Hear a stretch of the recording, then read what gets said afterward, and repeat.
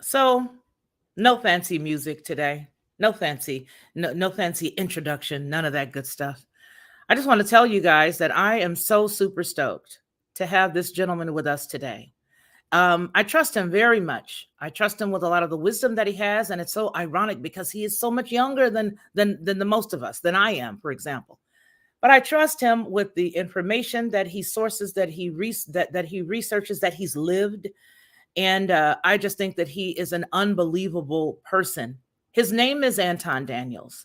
You may have seen him here in the YouTube world. And I just want to say that he lives the life that he talks about. He honestly does. There are several people who talk a big life. They talk about certain stuff, and you really never see the tangible evidence in their life. Well, with him, you see the evidence. When I was growing up, and you guys all know my pastor, Dr. Price, we used to have a song that was called Evidence. It was actually the lead into his show. Evidence, evidence. Does your life show enough evidence? Period. And having gone through school with Dr. Price and having known him personally, he lived the life he talked about. So there's very few people who really, really live it. You know what I mean? Who really say it and live it. Anton Daniels is one of those people. We're going to look at a small snippet of a video to let you know. First of all, I think that he's courageous. I think that he's very bold. And we old folks used to say, the old grandmamas as well used to say, that person has been here before.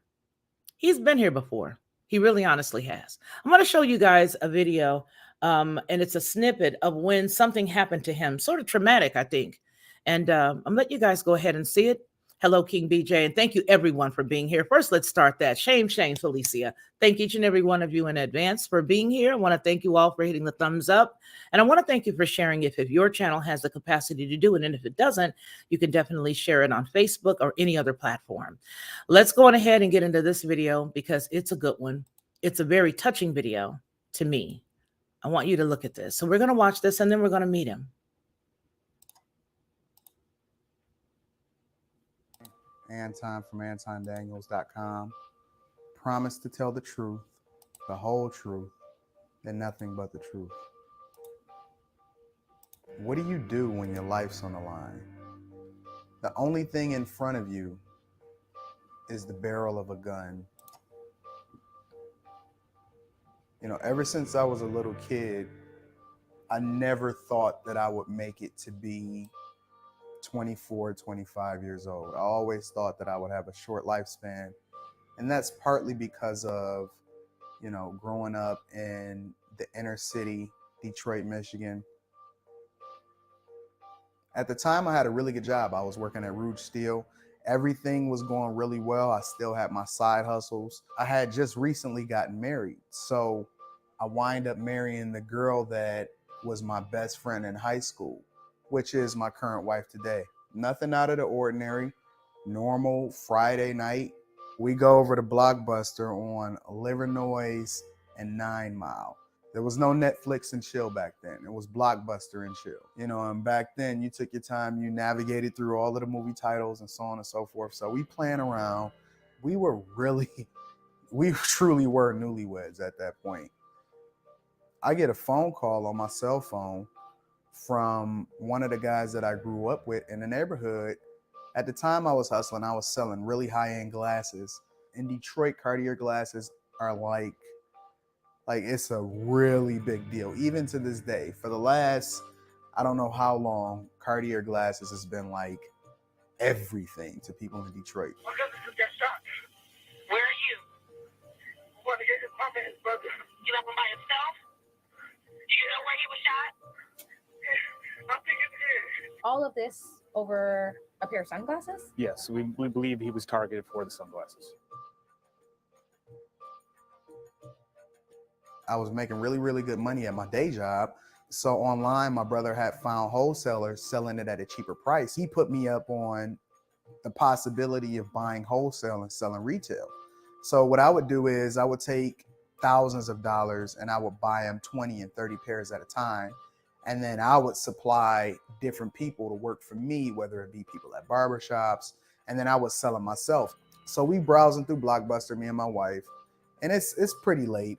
And I get a phone call from a guy that I grew up with in the neighborhood, come and play basketball in my house.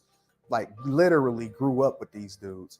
I need, a few pair of the glasses. You got some? And I'm like, yeah, of course I got some. We hurry up, rent the movies, and then on the way back to the house, my wife and I, we get into this huge knockdown, throwdown argument because she was adamant that she needed to go with me to conduct this transaction. She wanted to be with me and she needed to have my back. One of the very few times early in our relationship that I just didn't let that fly. I just had a feeling that I don't know why this feeling didn't extend over into preventing me from going in the first place, but I just had a feeling that you shouldn't be with me. And if anything ever happens to me, I can handle it happening to me, but I can't handle anything happening to you. I can't live with that. I drop her off. She's super pissed off. I mean, super. I haven't seen her this mad in a long time, but she was super pissed off, so much so she just slammed the door. I cared that she was mad, but I didn't care enough to actually let her go with me. Probably one of the single best decisions I've ever made in my life. I drive up a block and a half up to 8 Mile, up to what used to be the former McDonald's, but at this point it's a Coney Island. I go to meet with my guy. Now keep in mind, this is a guy that I grew up with. One of the good friends that I've known that lives a few blocks up the street from me. But instead of pulling in forward, I backed into the brake shop facing the Coney Island because I don't care how comfortable I am. It's late at night, pitch black, dark outside with a couple of street lights. I need to see what's going on in front of me. So I see my guy come out, nothing out of the ordinary. He had a cigarette in his hand and he came up to my window. My window was like half cracked. He asked if he can use a cigarette lighter that was inside of my car. So I'm like, cool. So I pop in a little cigarette lighter. As soon as I look back up, he had a pistol pointing to my face. This is a guy that I grew up with. He had a pistol pointing to my face. So he's yelling at me, get out the car, get out the car. And I'm just like, what is going on? I get out the car. 2 other guys come up from behind me with assault rifles, look like AK-47s, M14s, something like that. So I know all 3 of them, none of them have on masks. So that's a red flag for me. It's funny thinking back on it because it's like everything slowed down. I'm thinking the whole time, I'm not gonna make it out of here alive. No mask on, no nothing, and they just gonna carjack me and take my stuff, robbing me, carjacking me. They know who my brothers are, and I'm gonna live to do something about it.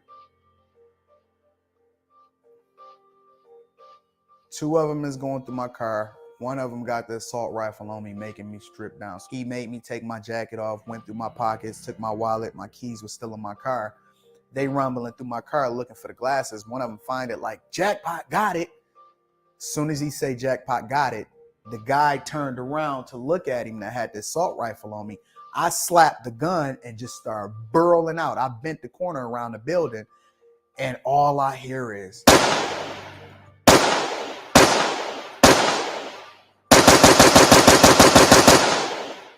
and I can just hear the bullets whizzing past me. I seen a guy that was walking to the corner store on my street and he just took off running and I'm gone. I got on Timberlands that's untied. I'm just hauling. Had to be God. I don't know how this guy missed me. I'm gone. They shooting.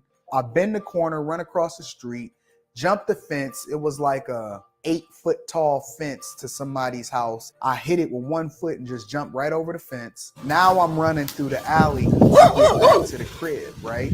My brother, my wife, and my parents is at the house. I'm banging on the door. They let me in. I fall in. I just had so much adrenaline pumping through me. Naturally, my chick and my mother, they call the police immediately. 10 different cars and they everywhere and they over on the site and they scouring for bullets and all of this other type of stuff.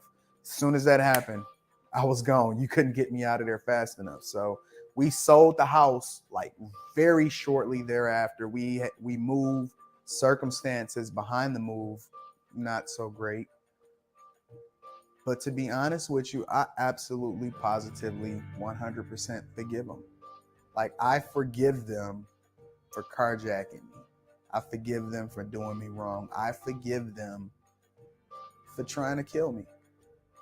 Every day I pray, forgive us our debts as we forgive our debtors. And if I'm going to be forgiven according to how I forgive other people, I have no choice. I have no ill will, no animosity. I actually prayed for them. Unfortunately, I heard through other people that karma may have caught up with them. I have no control over that. The thing that I won't do is play the what if game. It's a dangerous game to play. What if, I had gave in and my chick had came with me to this transaction? What if, I hadn't slapped that gun? What if I had never even gone to the transaction and then they ran up in my house and tied that whole scenario thing, the what ifs, I don't even play around with it. I kind of just feel like what was supposed to happen and what's going to happen is going to happen. And I'm just thankful that nothing happened to me outside of, my car getting burned up and, getting shot at. I got out without a graze. What can I say other than I'm blessed?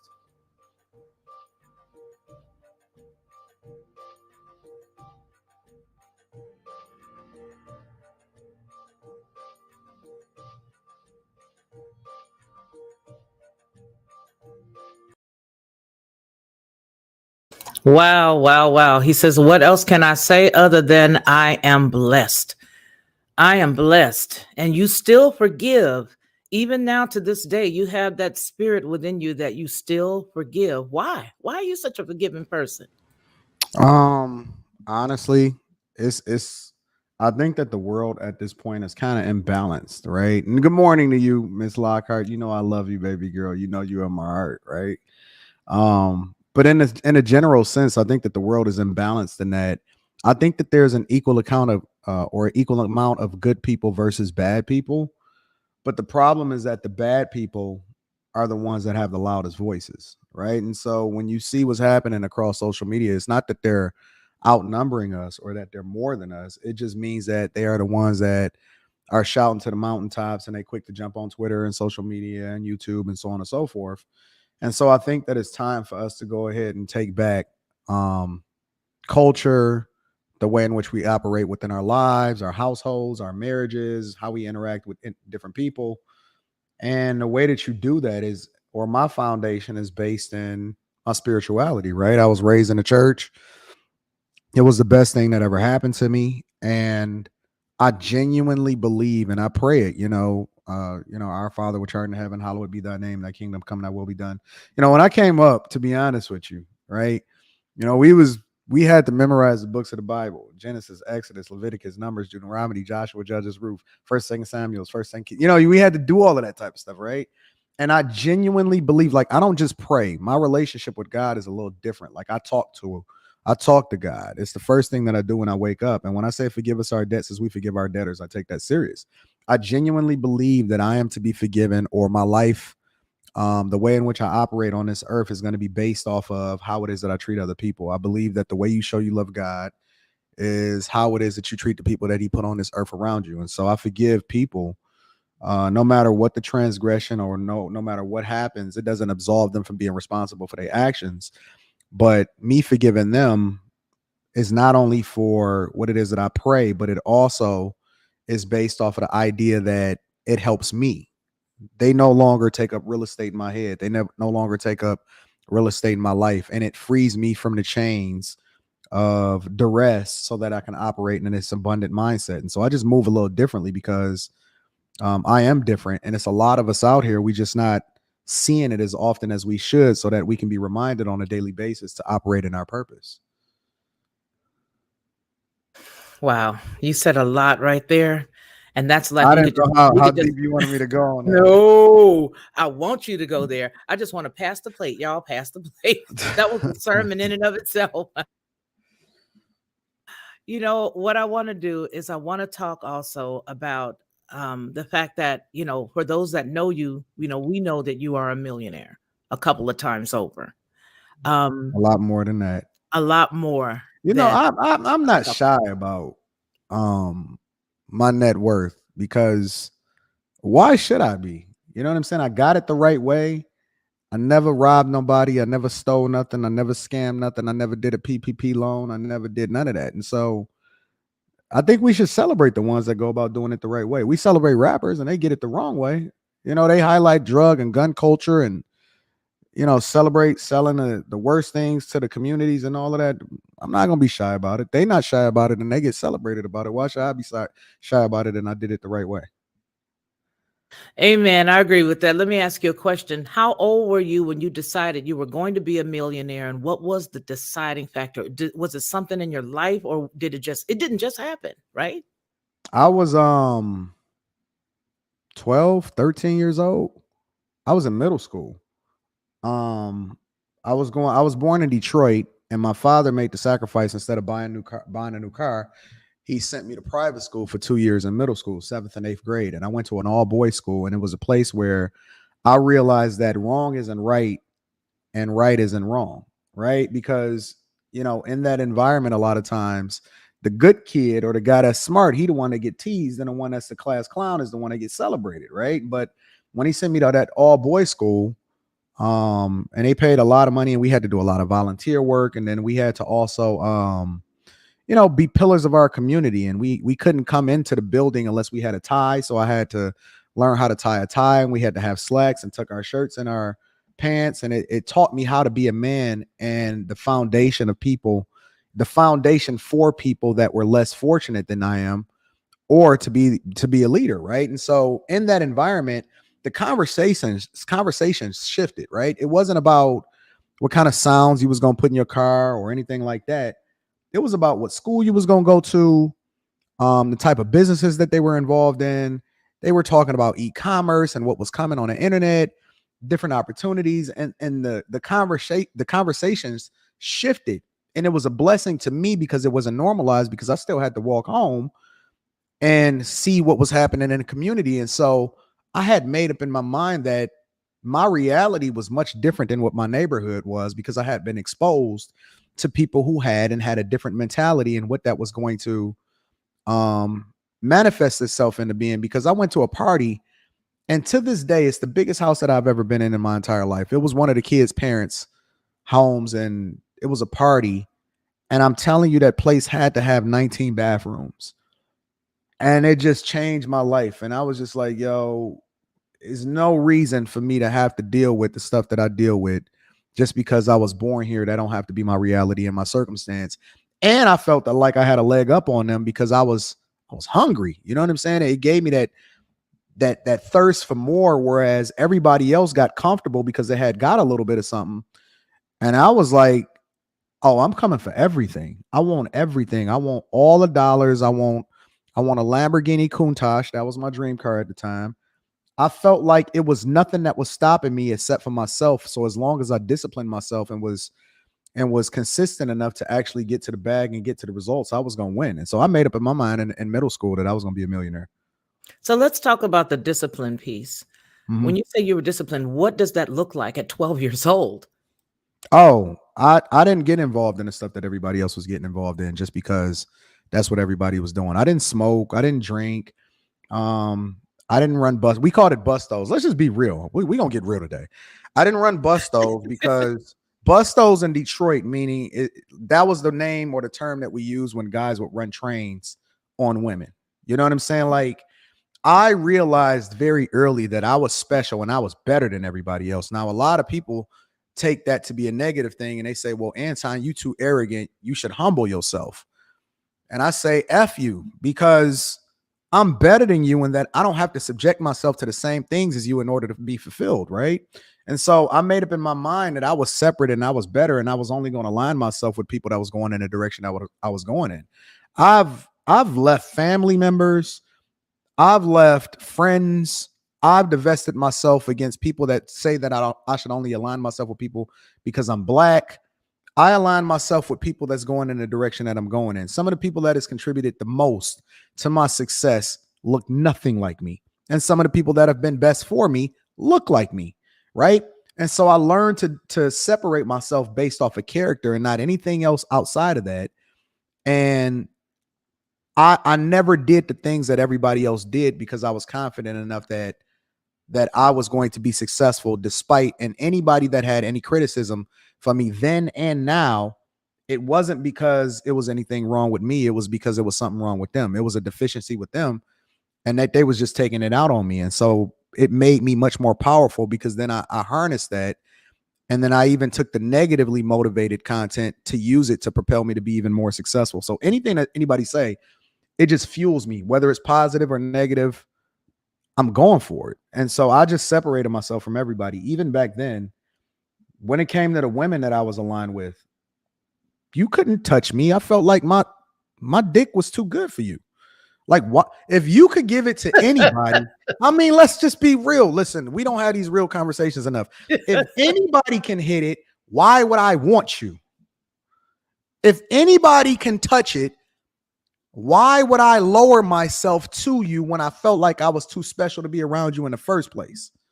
You know what I'm saying? Like, people don't realize the power that they have, and they too busy settling for what's available instead of aligning themselves with people that can get them to the space that they need to be in order to be greater than where they at that specific time. And so I've always felt like I was better than everybody else. When I walked through the hallway and I had my book bag on, my chest stuck out, right?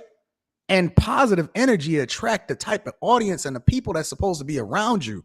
They recognize that. They attract themselves to you. But we so busy trying to fit in instead of stand out that we not getting what we need in order to be successful. And so when you see these people and they not operating in their purpose, they doing themselves a disservice because they so busy trying to be like the worst of us instead of celebrating the greatness that you have within you. You got something special in you. Every last one of us have something special in us. And the difference between the ones that are going to be great and the ones that's going to be forgotten is that some of us suppress our greatness in order to satisfy the people that's around us that don't even care anything about us. Whereas some people like me give you the middle finger.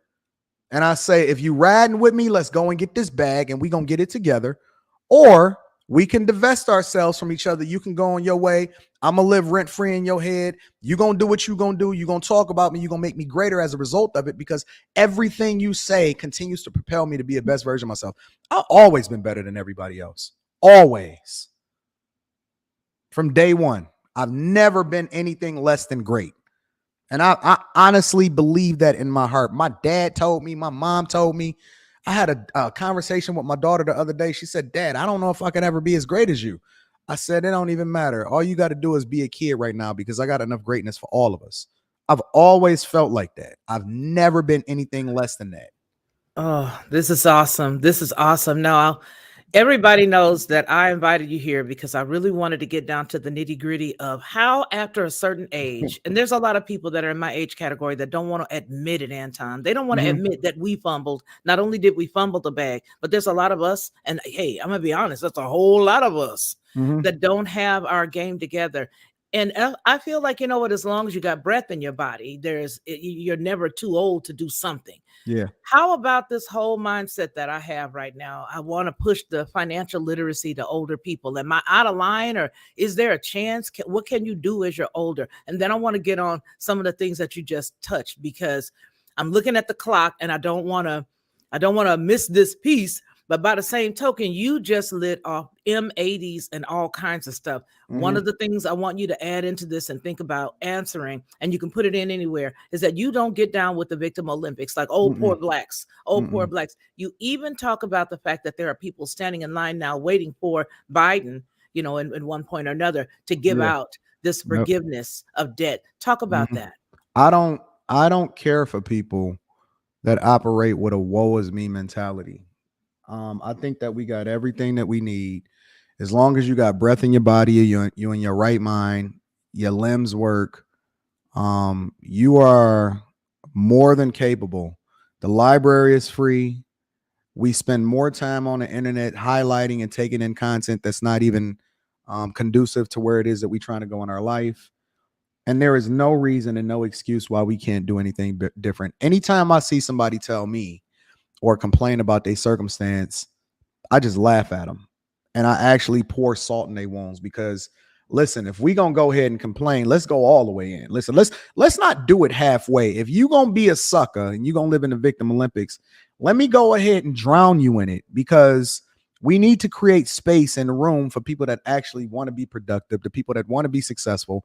And I don't even, the words that I say, that's 5% of it, right? Because the way that I live my life is the biggest way that I can communicate to you that success is real. It is a way to be successfully married. It is a way to be financially literate. It is a way to become a millionaire, so on and so forth.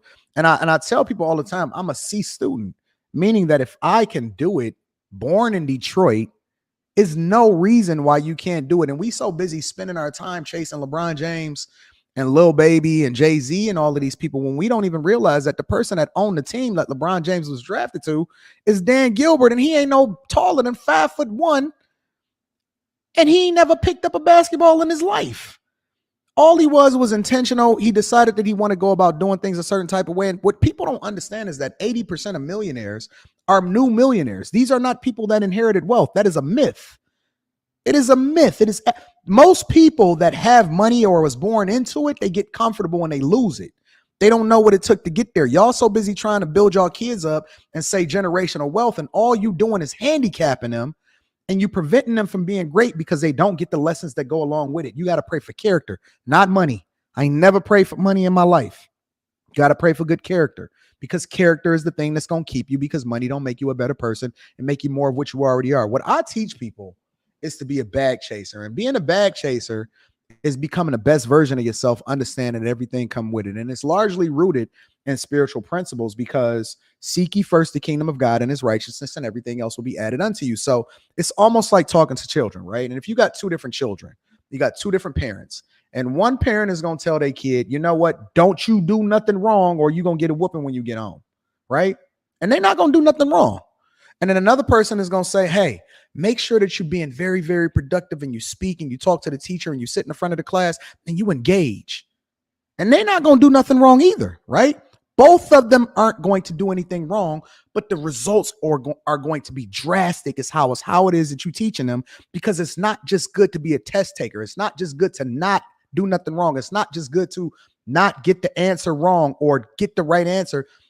It's the understanding, it's the why as to why you're doing it that's going to give you the foundation and the lessons that's going to keep you for the rest of your life. It's not just good for the presentation layer. It's good to have a great foundation as to who you are that's going to propel you to be successful. And so I tell people all the time, you running in the victim Olympics is just giving you this duress mindset that's preventing you from being successful, because you're going to substantiate who you are by saying, well, I go to work every day and I pay my taxes and I do all of that, but it's not enough. I am not here to exist. I am here to thrive. I am here to make this world a better place as a result of me being here. And so I give every single thing that I have in order to be that every single day. And people that run in the victim Olympics are doing the people that came before them a disservice. And it's crazy, Miss Lockhart. Let me just say this last part. Isn't it ironic that the people that largely came out of slavery, right, and had segregation and civil rights problems and all of this other type of stuff, when they burned down Tulsa, they burned down Tulsa because those people were incredibly productive. They were bankers, doctors, lawyers, pharmacists. They were super successful. They were working from within despite their circumstances to become great. And they were wildly, it took a mob and a system to literally tear them down. Whereas we have more freedom, opportunity, and no kind of problems and no kind of thing that's prohibiting us from being successful. We got more freedom than they ever had, and they had to fight and die and still were more successful and more productive and held their families together. Whereas we have the opportunity to choose for ourselves every single day, and we got to sit here and talk about what we don't have, whereas they were talking about what they do have the opportunity to do. I'm not going for it. I'm not going for anybody that's going to sit here and tell me that it's the color of their skin, where we have, I literally just did a show the other day where these dudes are coming over here. They look just like us, migrating into this country from different places. And the reason that they got the work ethic that they got is because they come from nothing, which means that they got everything ahead of them. So they're not making excuses. They look just like you. Sometimes they don't even speak the language as well as you do. And they come over here and they're wildly successful. And it's not because of the color of their skin. They prove it to you every single day that it's not because of the color of their skin. They feel like they deserve it so much that they come over here and be like, yo, this is our country. And you sitting there wasting time talking about what you ain't got, and they kicking your butt every single day. And they look just like, as a matter of fact, most of them are darker than you. And so I'm not going for it. I don't believe in making excuses. And as a matter of fact, if something did happen to you, then it doesn't matter, because you highlighting it does not change the narrative of the circumstance. If you really want to solve for the problem, then you overcome it, and then you kick down that barrier for the person that come after you. I don't believe in the victim Olympics. It slows you down. Hey, amen for that. I want to first off here thank Onyx Monopoly. Shout Thank out to you, Onyx. sis. Shout out to Onyx. She says, forgiveness is for you. When you don't forgive people, they live rent free in your head. Love Absolutely. y'all. Amen to that. Amen to that. So, I know that I want to talk about fire. I want you to share with some people who may be young enough to even be able to deal with fire. Tell me, what is fire? As far as money is concerned, what is fire? So are you talking about the fire movement? So the fire movement is largely a movement where there's a group of people that are saying that, yo, I need to largely divest myself from stuff and start focusing on experiences. But those experiences will be defined by the fact that I don't have the consumer debt, right? It's basically freeing yourself from the bonds of having to keep up with the Joneses and determining what you need in order to be able to live a more full life, considering that you are not burdened by the same requirements and consumer debt that other people are burdened by, right? So it's some people that will do the calculation and they'll say, listen, I only need $300,000-$400,000 put up and working for me, and I can work part-time for the rest of my life because I don't want to keep up with what they got going on in New York. I want to go live in small town Cincinnati or something like that and have a lower cost of living, a more freer lifestyle. Or maybe I want to travel the country and I don't necessarily have to have a 30-year mortgage or a house and stuff like that, right? I don't need a lot of stuff. I want to become a minimalist, and my lifestyle does not require me to have to make $150,000 a year. Once I hit my number, I want to have more fuller experiences. So the fire movement, to a larger extent, as far as I understand it, is based in the idea that you don't have to align yourself based off of what everybody else is doing, and you don't have to be a consumer. You can be a person that has a more fulfilled life based off of first identifying what you want for yourself and then following these principles in order to get out of that consumer debt, and then build up a nest egg to where you can determine what you want to do with your life afterwards. So let's talk about somebody older. And Mhm. I think there's a lot of people that are older that feel like I should just give up. I mean, maybe I'm just going to have Social Security and ride that out. And maybe they will. What do you recommend for somebody who may be 50 years old, who never got a leg up in saving? How can they start with the economy that we're looking at right now? Let's give the scenario for fairness and context. They Mhm. still have a job. They have not, maybe they haven't taken advantage of the 401k and all that good stuff. What would you recommend for an older person so that they could have a little something so that they can, at least be able to bury themselves? What's your recommendation? The first thing that people have to do before they even make any decisions whatsoever is that they got to change their mindset, because most people going into it with a defeated mentality is not going to get anywhere in the first place, right? That's the first thing. The second thing that they have to do is they got to take inventory of what their lifestyle is like. Most people, it does not require you to spend an egregious amount of money for you to be able to maintain a lifestyle. So let me give you an example.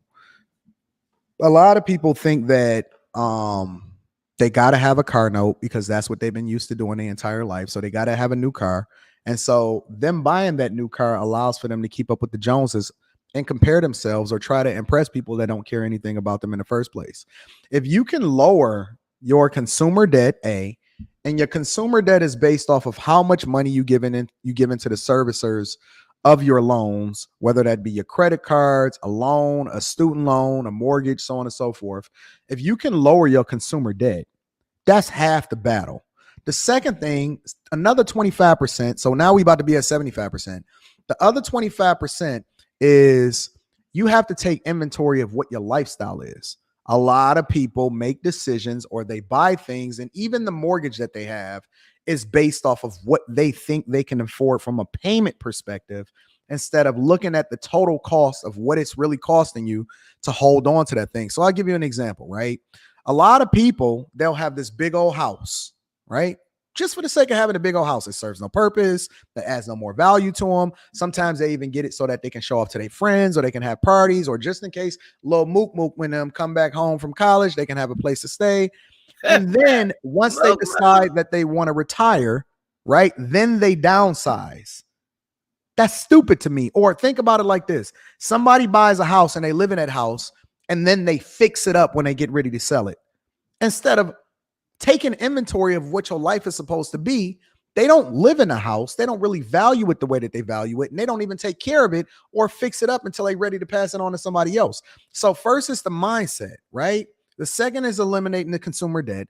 The third they need to do is take inventory of what it really costs them to live. And then they have to start taking action based off of what they want that long-term vision to be, and then reverse engineer it. So when I say reverse engineering that long-term decision, what I'm saying is this, right? Let's say hypothetically, we want to take inventory of what we did in college and high school, because really all we looking at today is most people are operating in the same mindset that they had in high school, except they don't have the structure. When you're in high school, you want to get that diploma so that you can graduate high school and either go to college, or you can get a job, or you can no longer have to go to high school, right? And so what they did was they gave you the long-term vision, and you didn't even know it. They taught you how to live your life and you didn't realize it. They gave you the long-term vision, and they said, hey, if you want a diploma, you're going to have to graduate high school. But instead of saying it's going to take you 4 years to do it, which is what a lot of older people are saying, hey, I'm 50 and, I may never retire because it'll take me 10, 20 years to do it.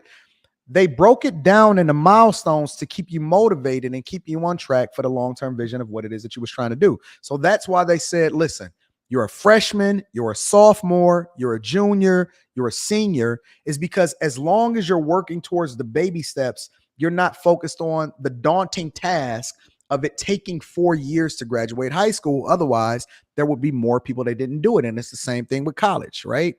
You break it down into milestones, but first you got to create the vision for what it is that you have in your life so that you can understand what you need to do in order to hit it. Maybe you need to lower your lifestyle. Maybe you need to not have as much of a big house because you can't afford the property taxes and you can't even maintain that property because you don't understand that the true cost of that house is the maintenance, is the property taxes, is the payments, is the fact that when you first buy that house, you're giving the majority of what it is that you're owing to the servicer of the mortgage instead of it going into the principal.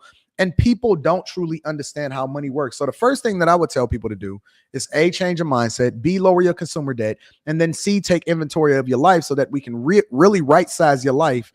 And then we can reverse engineer how it is that you're supposed to get there financially. And we can break it down into baby steps so it doesn't seem like a daunting task. All you got to do is win that day. All you got to do is meet that milestone for that quarter. And then you will be in a space and in a position sooner rather than later, because there is people that literally, I just did a story the other day of a woman that retired at 33, meaning it only took her 13 years to build up the foundation for her nest egg to compound, right? Meaning that she could work part-time, she can till, she can vlog, she can do whatever it is that she want to do. She doesn't have a whole lot of life, really egregious expenses. And so what that allowed for her to do is be able to relax, chill, have the life that she want to live. And she has her nest egg to where it's her foundation to make sure that it continues to grow and it supports her lifestyle and it'll help her. Most people are going to get Social Security, but also most people only have an average of $65,000 in a retirement account. So you can get there. It's just that first you got to get rid of that defeatist mentality, get rid of the consumer debt, and then you got to create the vision for your life. And then we can break down the milestones so that we can actually get you to where you want to be. It's not that difficult. So thank you, Ricky Webster, who says sending support to two of my favorite people. Big props due. And he gives us the speaking and the 100%. We appreciate you so much, Ricky. You are awesome. So when we're looking at the consumer debt, I heard you say, because I look at a lot of your old stuff.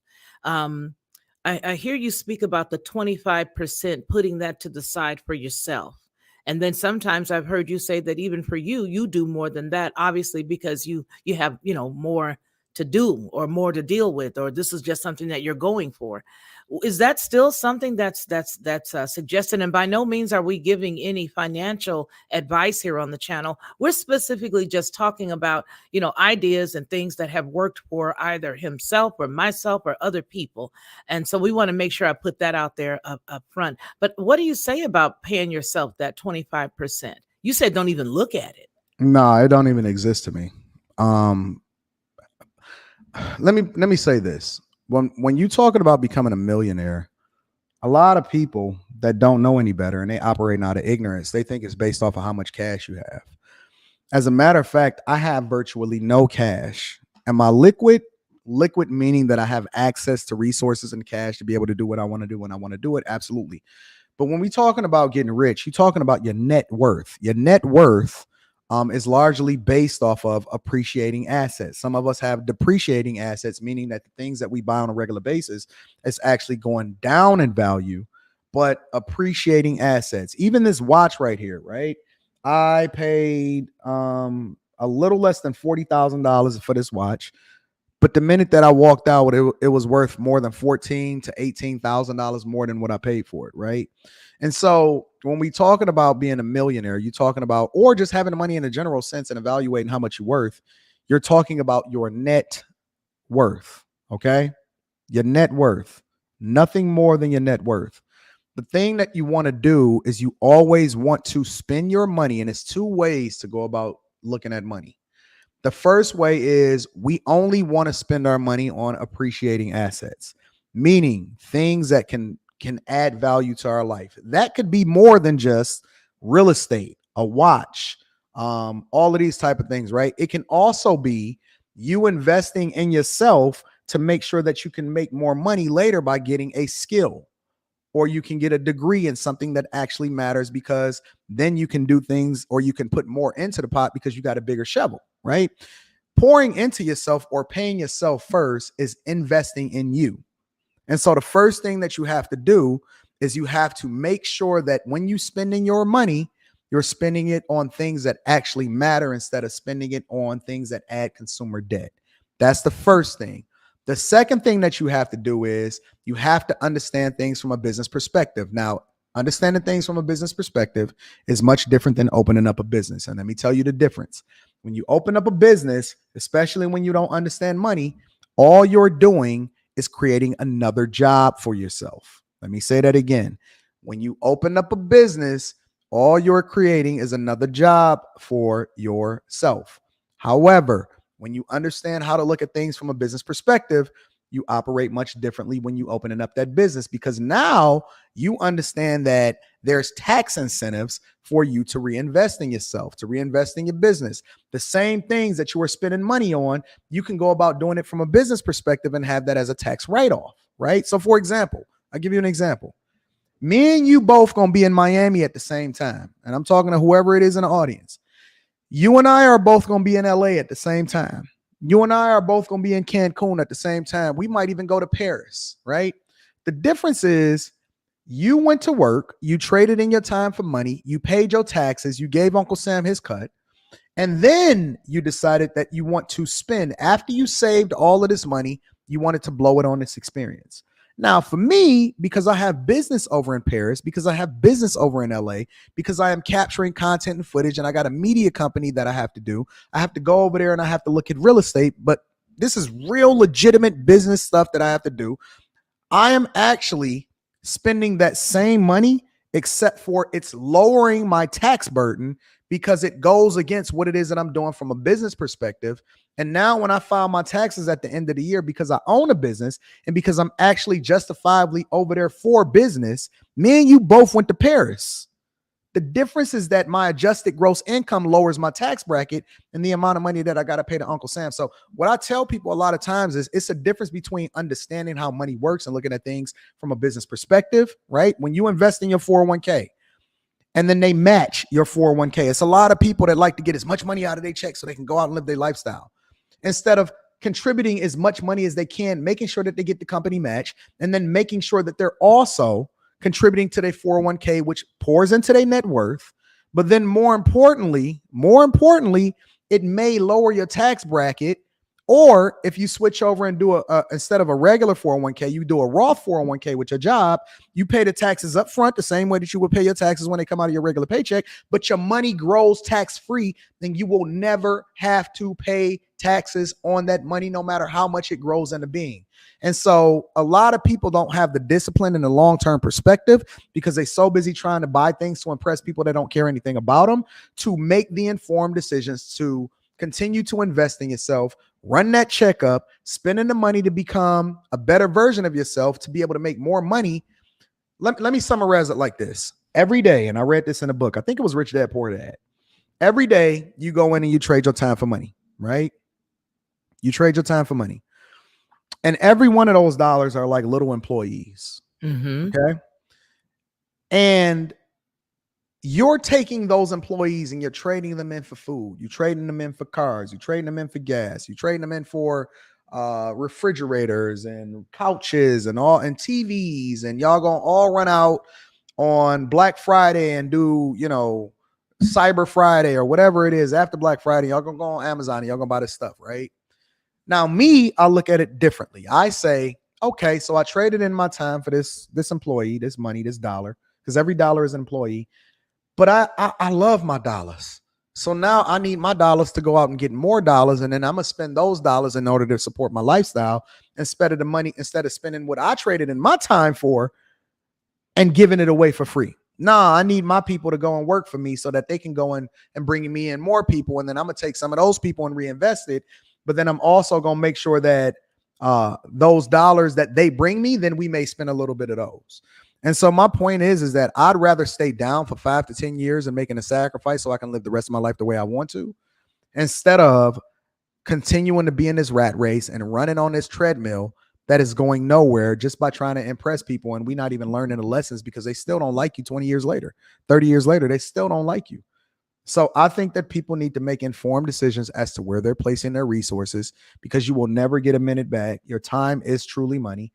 You will never get it back. But you need to be more financially savvy. The library is free. YouTube is free. Anton talks to you every single day on the Millionaire Morning Show, and everything comes back to the money. And be around people that start to have these conversations so that you can make more informed decisions instead of aligning yourself with people just because they're your blood or just because they've been around you for a long time. I appreciate all that you're saying. And I want to ask you one other question, because there's a young man that's 12, 13, 14, 15 years old. Let's put it into even more of a real, more tangible perspective. There's the 19-year-old who's considering, what his life is going to look like. You very passionately include your wife, your daughter, your family. You include them as a very main staple, as a pillar almost of your success. Tell us about the importance of family, and tell us about the importance of marriage. You even refer to marriage from one time or another. I've heard you refer to it as a business decision. It's a business first. A business first. Talk to us about that. Well, the interesting thing about it is that by default, women already look at marriage as a business, even though they don't realize it, right? With women being hypergamous, because the things that women look for is one of the reasons why women are smarter than us, right? The things that women look for is provision and protection, which is largely, especially since we live in a civilized world, money. They need somebody. Listen, protection and provision today is much different than fighting and wrestling bears. Okay. It's the neighborhoods that you live in. It's the schools that your kids go to. It's the ability for them to be able to get back and forth, and they have insurance and life insurance and all of these different things, right? Protection and provision is the thing that women just by default look for in men. Then they say, okay, but if you look good, that's dope. Listen, I can work with a guy that's this, or you know what? I can teach the sex part. We can grow to love each other, but provision and protection is the thing that we're looking for the most.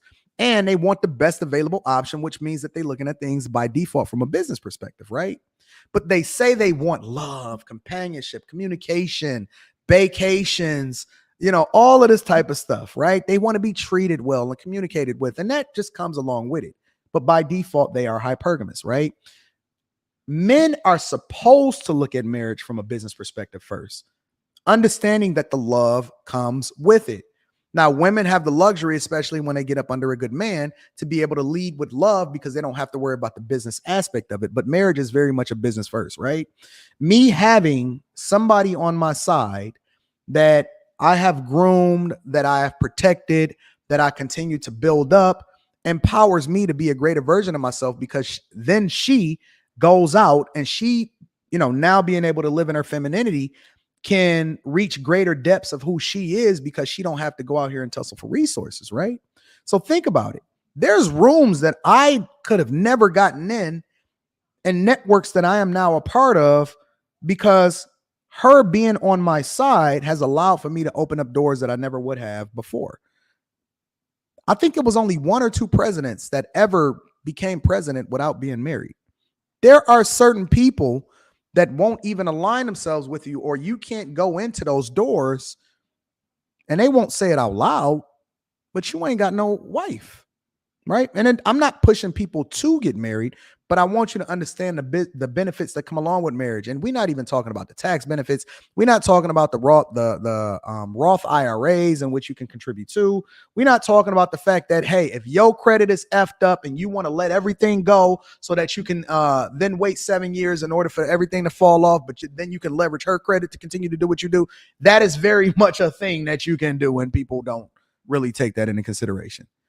You know what I'm saying? Like, there are so many tangible benefits that come along with marriage if you're looking at it from a business perspective, but we don't like to frame it that way. Whereas most people in other cultures that get married without leading with how we feel are much more successful in marriage than we are when we picking for ourselves based off of who it is that we like, instead of looking at it from a business perspective. And so I think that when you start to take into consideration that, raising kids in a 2-parent household is much more successful for kids than kids that are raised in single parent households, that is a business decision, right? When you talk about the idea that we are stronger together than we are apart, and 2 horses can pull 10 times their weight, whereas 1 horse can only pull 1 or 2 times their weight, that's crazy. You know what I'm saying? So she does and covers things and oversees things that I don't have to pay attention to.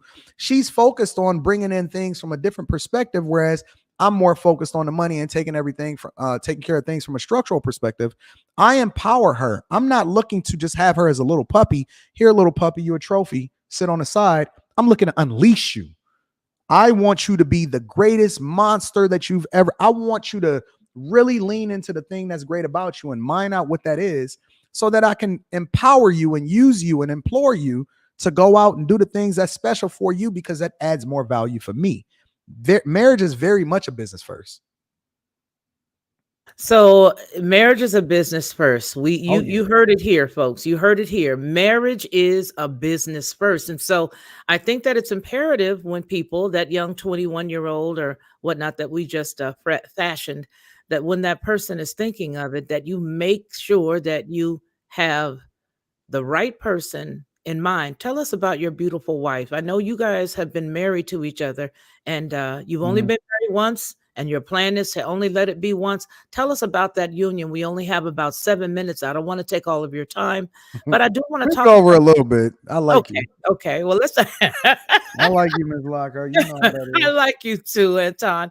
I want you to talk about your beautiful wife. Talk about your family. Let me start by saying this, and she loves it when I tell this part. So, the interesting thing about Rita is that Rita is very much the anti-prototype of being raised in a 2-parent household, not being raised by a single mother in the hood of Detroit, right? She is very much right up that alley. Most guys say, hey, you got to vet this, you got to vet that, so on and so forth, and make sure they're raised in a 2-parent household or whatever. But in reality, it's all based off of what it is that I've created in the safe space for her to ultimately become the woman that she's supposed to be, right? And so I think that women, before I go into her, I think that women will die for you. I think that they will jump off a bridge for you. Look at Rita. There she is right there in the chat. I think that women will die for you. They will jump off a bridge for you if they believe in you. You don't have to ask a woman to submit if she's truly what she's supposed to be, right? So, but Rita is dope because Rita's a little bit crazy, like all women. They all crazy, fellas. They all crazy. But Rita is dope, and the reason Yes, that we Rita are. is dope, is because Rita has talents and gifts that I truly believe would be unrealized with the wrong type of man. I think that any man can make a woman for the streets, and determining whether or not she's going to be for the streets is based off of the environment that you subject her to. And so when I ran into Rita and I kicked it with her, I came at her, and she dissed me. She rejected me because I said something crazy and egregious. I was a young dude and we met in high school, and I asked her, y'all really want to hear this? I asked her what that mouth do. I was trying to get to the controls. I asked her what that mouth do. And she hung up on me, but I thought her phone got disconnected. I said, who you hanging up on? I'm the man out here in these streets. But once I realized who she was and she became my friend first, even when she asked me to take her virginity, I told her no, and I just wanted to protect her because I didn't feel like she even knew how valuable she was, right? And so we've largely protected each other from ourselves in a lot of ways as we've come up. And I think that her maturing and becoming the best version of herself is largely based off of the environment that she's been allowed to grow and become her. And even today, right? Like, I'm not the type of guy that'll tell her what to do.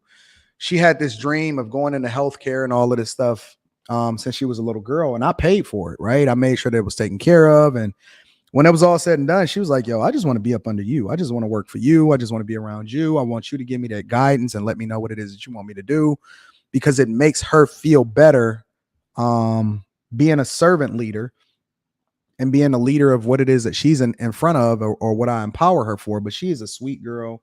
She is very nice. She never raises her voice. She has the utmost respect for most people.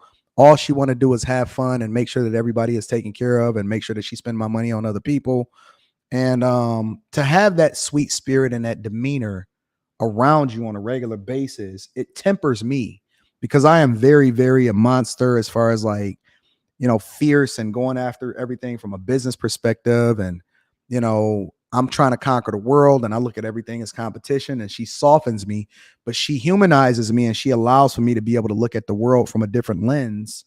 And she allows for me to be a lot more compassionate and focused on the things that matter, because she takes a lot of the things off my plate that I don't have to worry about as far as the tedious tasks and the duties. And also, she's a phenomenal mother, right? I can't in any way, shape, or form believe that my daughter or any kind of kid that I would have would be anything close to what my daughter is today without having a phenomenal mother. So she has so many other benefits and so many other things that she brings to the table, but that's just a small sample. And I think that she's perfect. I genuinely think that she's perfect. She's the perfect wife. She's the perfect mother. She's the perfect business partner. She's the perfect networking partner. Most people, when they meet us, they say, we just want Rita. We don't want you, Anton. So I'm just a plus one, even though it's me and it's my platform and I'm the visible one, right? I get all of the credit. I get all of the accolades, but I ain't letting her go out there without a Rolex too. You know what I'm saying? I'm not letting her go out there without that flat car too. Anything that she wants, anything that she can dream of, anything that she can think of, she can have. There is no limits to what she can do. There is no limits to what she can have. And she can conquer the world if she wants to, but she chooses to be up under me. And I've never asked her submit. She's always just voluntarily submitted because she genuinely believes in what it is that we building, right? And again, she don't have to be the face of it, and she don't even want to be the face of it. She just want to be the power and the engine behind it. So I champion her. I celebrate her. She's with me everywhere I go. She is with me on every trip. She is very much my co-pilot, and I appreciate her. I genuinely do, and I have so much love. And no matter what happens, I know I'm never getting divorced, but she will always, in every way, shape, or form, be taken care of. I will never let her feet touch the ground. Would you say then, after listening to what you just said and those beautiful accolades and those wonderful things that Mhm. you've said about your union with Rita, that you said about Rita, your time spent with Rita, would you submit that You both need each other, that men and women do need each other. Talk about how right now we're seeing this divisiveness. Where did that come from? And can it be turned around? Because you just described love at its height, hmm at its very precipice, the very precipice of love. Pinnacle. I think the division, because there's so many different places that it's come from, right? I think that the division came from, gosh, I hate to say this. I think that the division came from lies. Come And on. yesteryear, I'm not placing it at the feet of the government. I'm not placing it at the feet of the family court. I'm not placing it at the feet of none of that. I think that the division came from lies. And the lies has been exponentially piled on and multiplied generation through generation through generation from people that didn't tell us the truth on what it took in order to be successfully married. Right. So, like, I'll give you an example. The people from yesteryear would say, happy wife, happy life, or hey, listen, this is what it takes in order to stay married. When in reality, they were lying to each other and they weren't successfully married and they were cheating. And some of these people, if they took a DNA test, they probably wouldn't even be their father. And so we had this false sense of what it took to be married, but it was all a lie. And then the lie got compounded on top of a lie because we taught the next generation after that, and we taught the next generation after that. And all you seeing today, and I'm not even going to blame it on young people today, all you seeing is you're seeing the kids or the children paying for the transgressions of their parents and their grandparents and their great grandparents and their great grandparents before that. And so I think that the way that you get back to it is by first being open to show what it takes in order to be successfully married, which is why I live my life like an open book.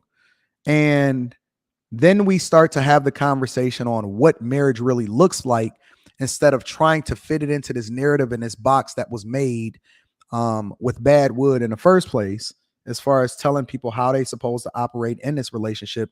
It's not true. Half the stuff that they was telling you was a lie. It was false.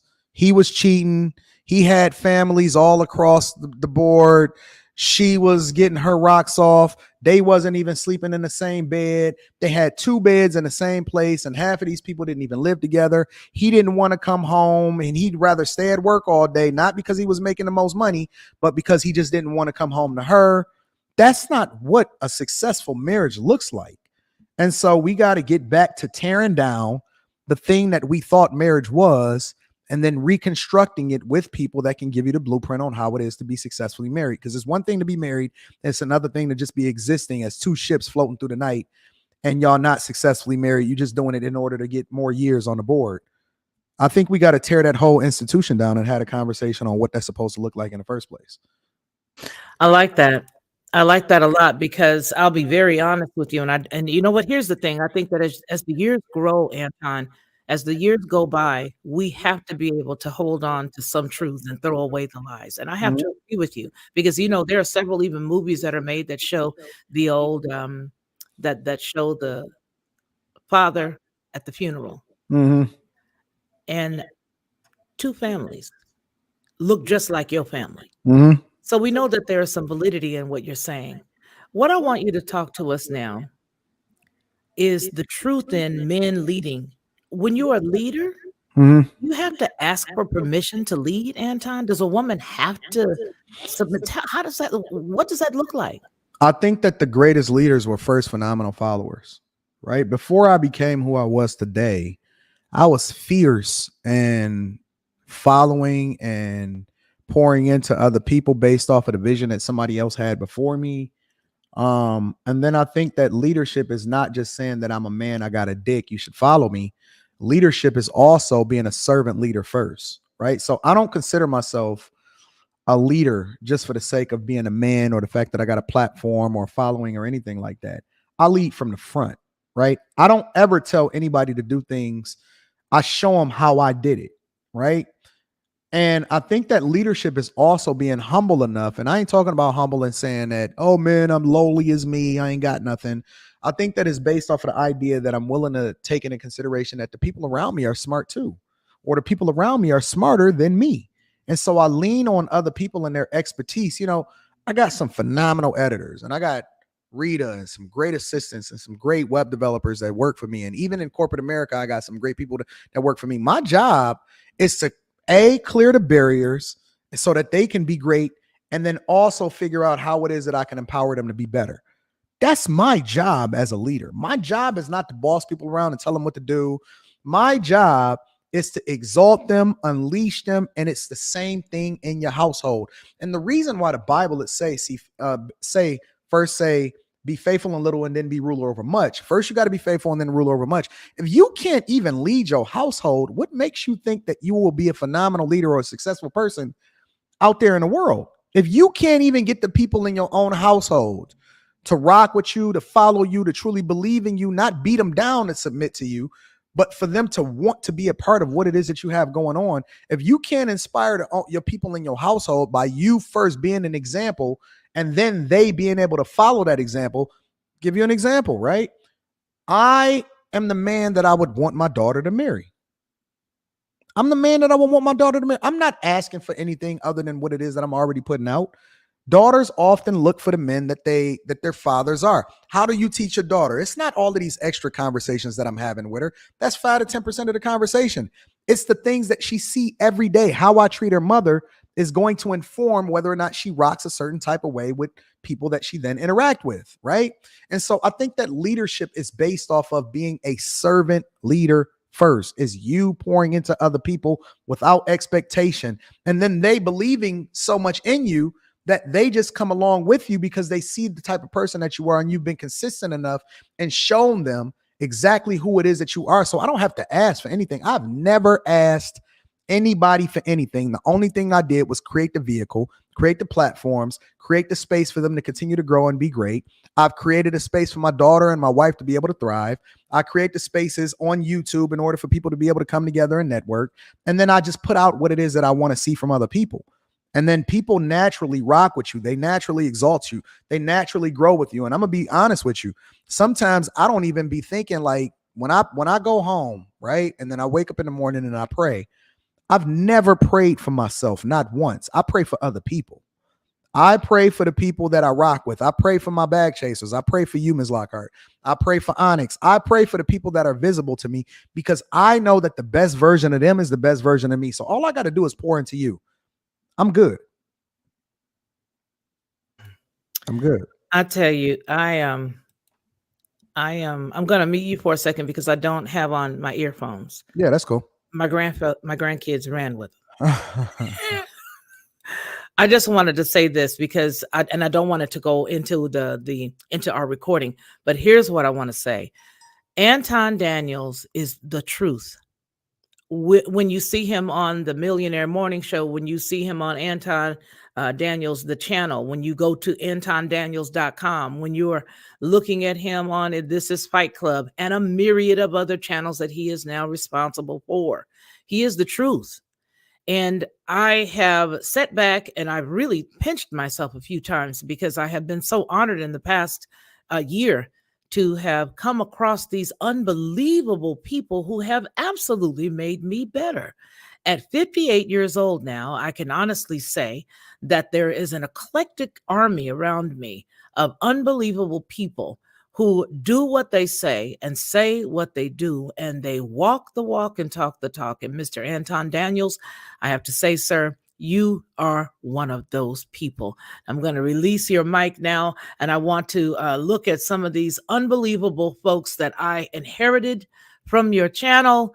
I have inherited such great people to love me from all that you do. It helps to keep me going. I want to say thank you to Big Bad Bull. He says, this is an awesome collab between two of my favorite folk. We need more of this, maybe like a monthly or quarterly. Well, thank you for your vote of confidence, kind sir. And then we've got Broccoli Brock saying, pass a love offering, preach. Thank you very much. And thank you very much, Miss Onyx.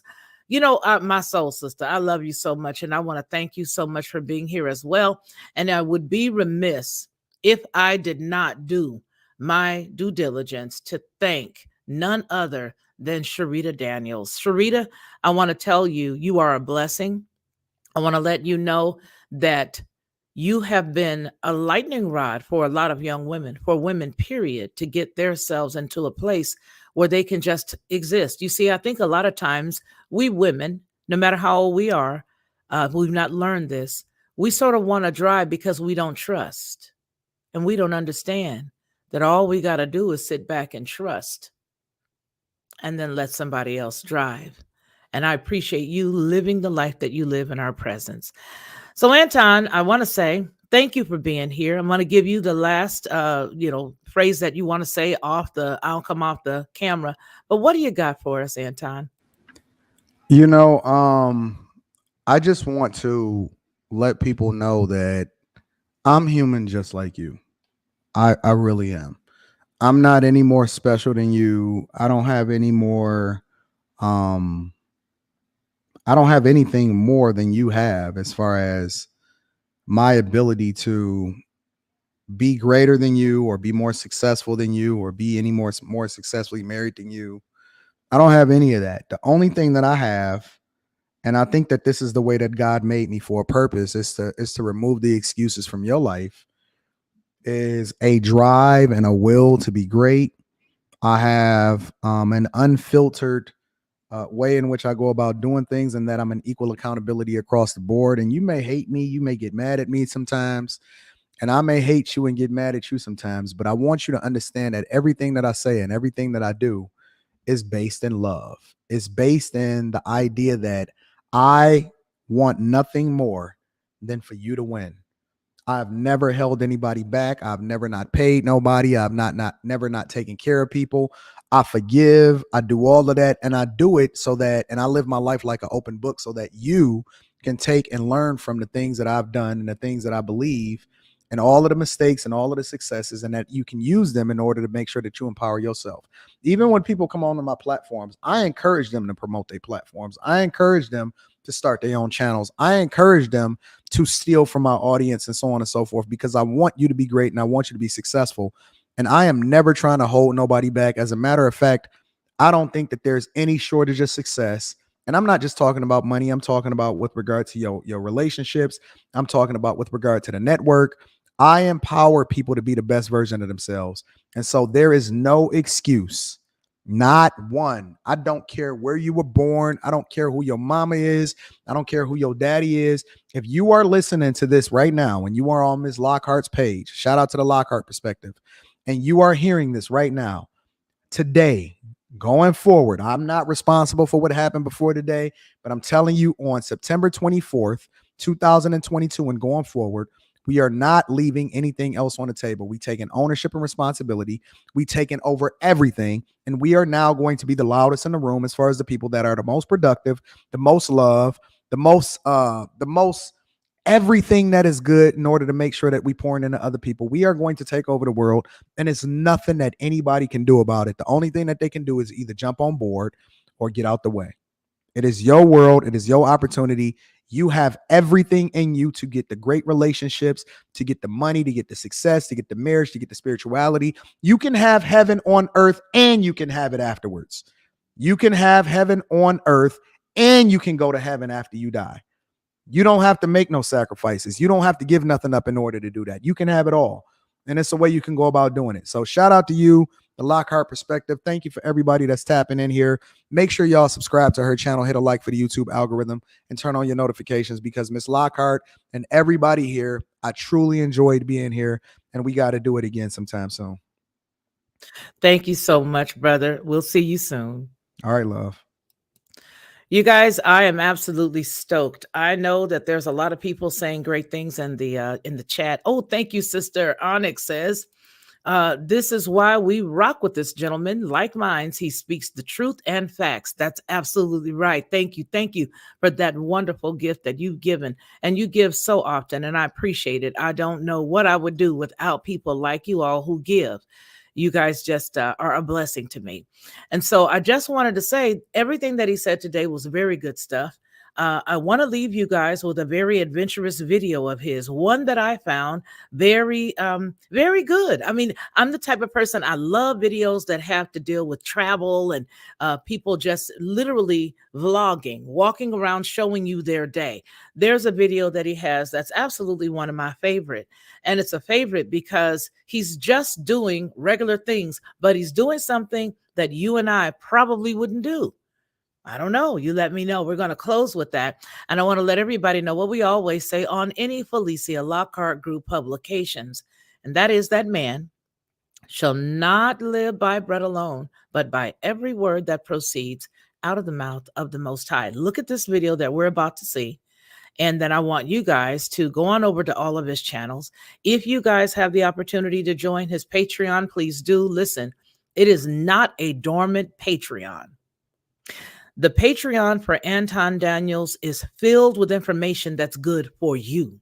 It's not just come see him at all. Not by any stretch of the imagination.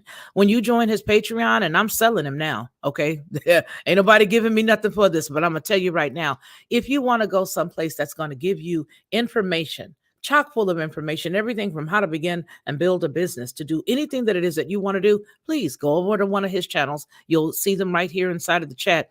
Click the button, click the link, and you'll be able to take, there you go, right there. There is to become a member of his Patreon. Once you become a member of his Patreon, that's right, I'm not pushing my Patreon. You got that right. For those who might be thinking that, go to his Patreon and you will never, ever be sorry. You'll see exactly why. We're going to go into a video for that he has, and I really like it. So let's go. It's climbing through the abandoned Pontiac Silverdome. Here we go.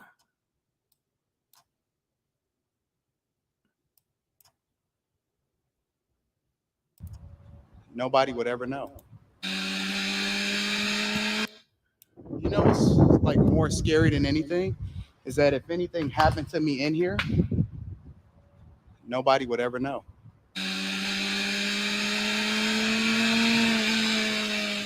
What's going on? It's Anton from AntonDaniels.com. And today I decided to just do something a little different, a little bit off the cuff. The weather is nice, phenomenal. And as you can see, we are in Pontiac, Michigan, over here near the old Pontiac Silverdome. You know, I've always been interested in exploring the old Pontiac Silverdome. Who knows what's going to happen to it, if it's ever going to get torn down. I guess eventually it will get torn down, but city of Pontiac, I don't really think that they have the funds to really allocate anything like that. So before they sell it to some developer who will eventually tear it down or something like that, you know, I thought it'd be a good opportunity to see if I can somehow, some way, get inside the Pontiac Silverdome where the Lions used to play. See, that is, can't get in that way. Yeah, that should be interesting trying to get in there. I have no idea how I would get in there. See the Chrysler headquarters over there? I don't know if you can see it really well.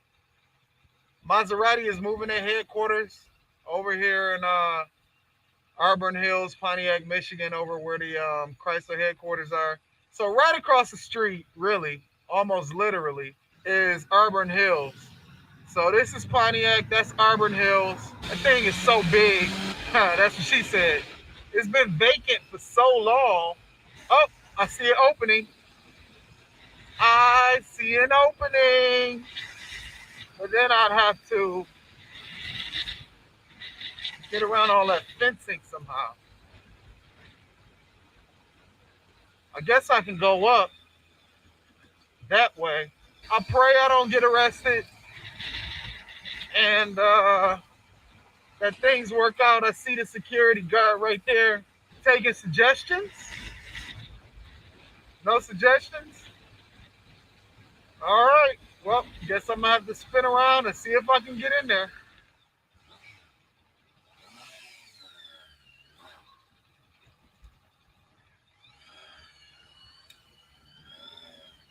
Well, that was easy.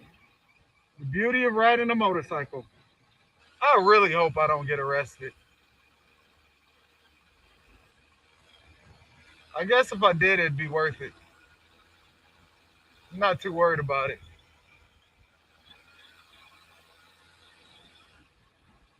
Now we just got to figure out how to get in.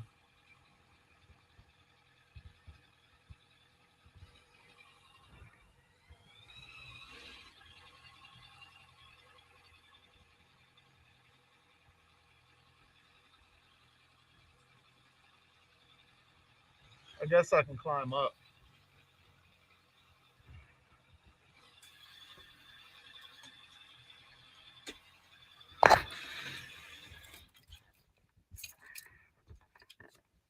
This first things first. Time to get in.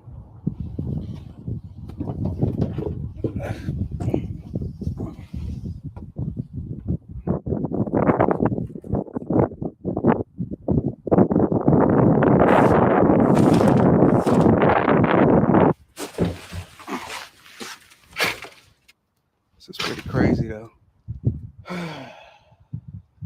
There's a lot of movement in there.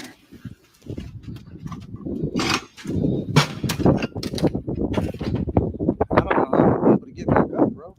That's my biggest concern.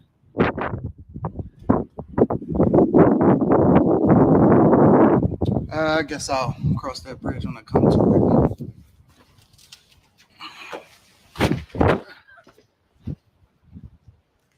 Well, we're in here now. Pontiac Silverdome. Lions. Now look at it. It's just a relic of what it used to be. Film some movies here. Transformers, anyone? Look at the old scoreboard. You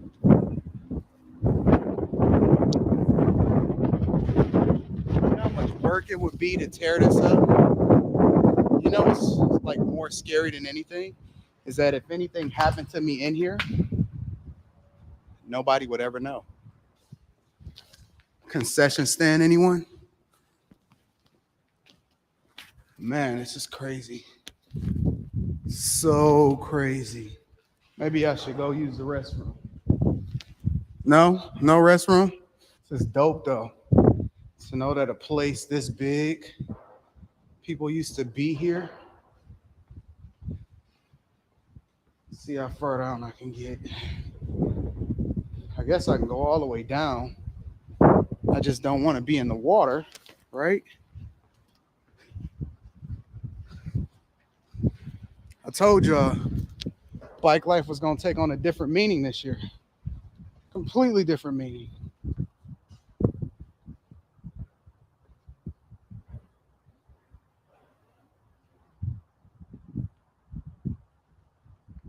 How does this happen? You know what I'm saying? How do like teams just abandon an entire facility,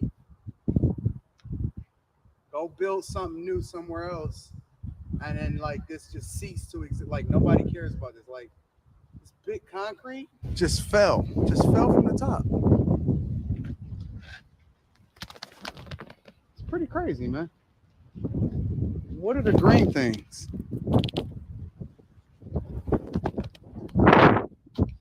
It cost so many millions to renovate this place. Let's go see what the restroom look like.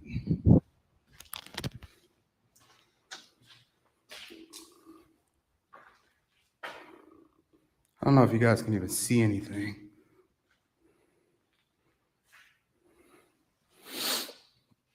Guess anything of value is probably stripped.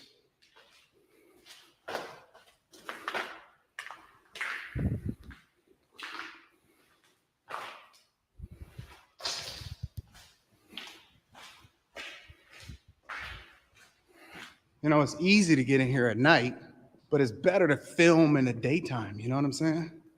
Air conditioning units and ventilation. I wonder how much that costs. Hear a lot of noises and moving around out here.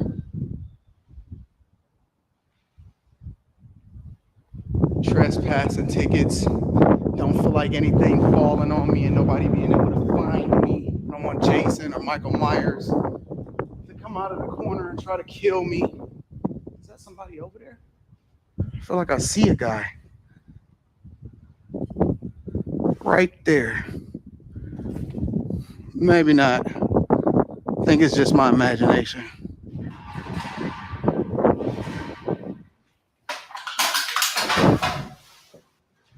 Why not walk up the creepy steps?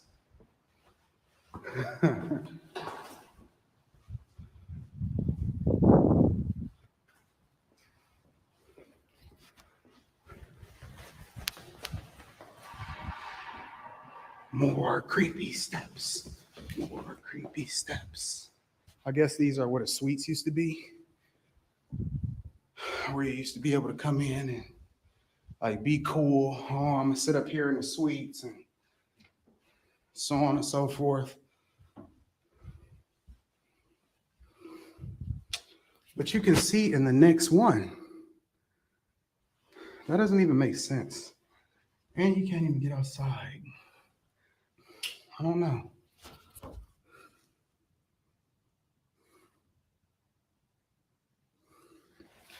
I guess we can go all the way to the top. Why not? We're already here.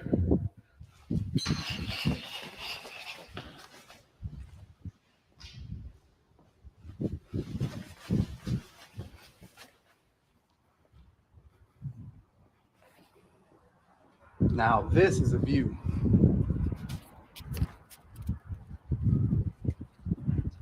Look at that view. Beautiful.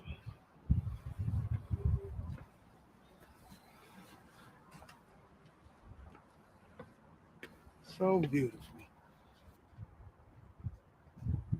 You know what the creepiest thing about doing urban exploring and things like that? It's because I do it all the time, but I never capture it. But the creepiest things I think is that you can hear the stadium. You know what I'm saying? You can hear it move. Uh-oh. Hear police sirens. Time to go. Gotta get up out of here. The thing about police sirens is it's a strong chance they're not for you, but then there's also a strong possibility that they are for you. Gotta figure out how to get up. Get on the body here.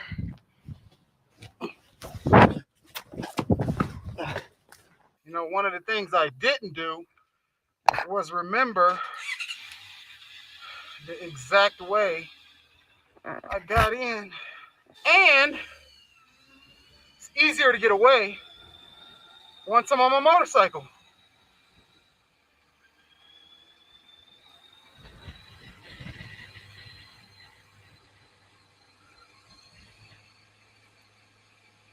Lots of Golfs. Not interested in those. Did these come straight for the manufacturing line? They say not for sale on most of them.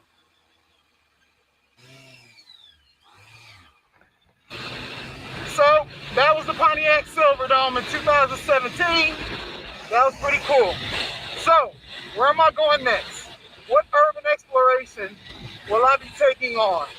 In Metro Detroit, in Detroit, suburb, city, I don't know, maybe out of state. Try not to get myself arrested, but I love looking at things like that. That was just absolutely phenomenal. Appreciate you guys for visiting. I'll holler at y'all later. I got to get up out of here. Peace.